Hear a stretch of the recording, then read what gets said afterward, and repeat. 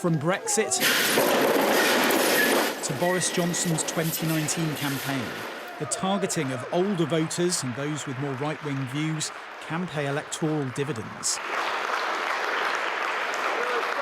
Adopting the language of the army, Rishi Sunak is now trying something similar, proposing a new mandatory form of national service for all 18-year-olds. No, I'm not sending everyone off to join the army. A likely tough sell to younger voters, the Prime Minister trying to speak their language online.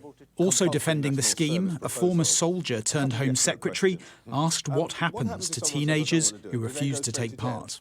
There's going to be no criminal sanction for this. No one's going to jail over this. But what we have seen from the other countries that have got similar schemes to this, particularly the Baltic and Scandinavian countries, firstly, there is actually very, very wide-scale take-up, acceptance and enthusiasm for this. So we want to make this compelling.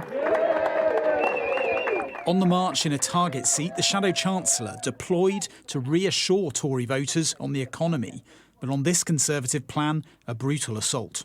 I think this scheme is an expensive gimmick and it's unravelling even just a few hours after the Conservatives have announced it. They're not clear about how it's going to be funded. I think this morning the suggestion was that money was taken from this government's levelling up scheme, so taken out of local communities to fund this new expensive gimmick. I don't think that's the right approach.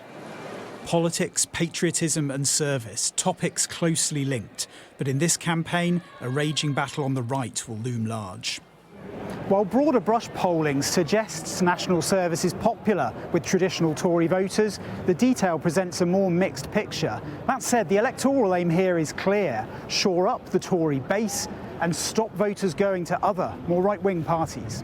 Parties like this man's. Reform UK threaten to split the Conservative vote. Its president showing he's prepared to rile and offend to land their message. We have a growing number of young people in this country who do not subscribe to British values, in fact, loathe much of what we stand for.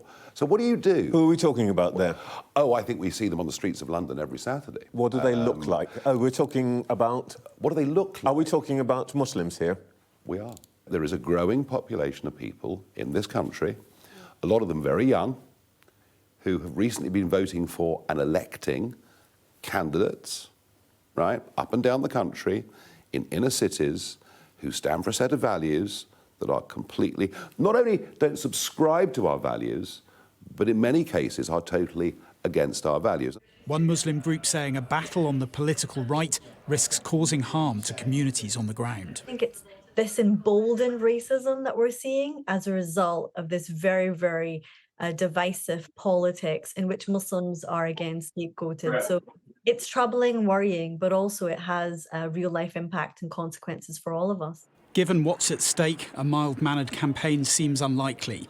Parliament now shuttered for the election. The next time MPs return here, politics will look very different. Rob Powell, Sky News in Westminster.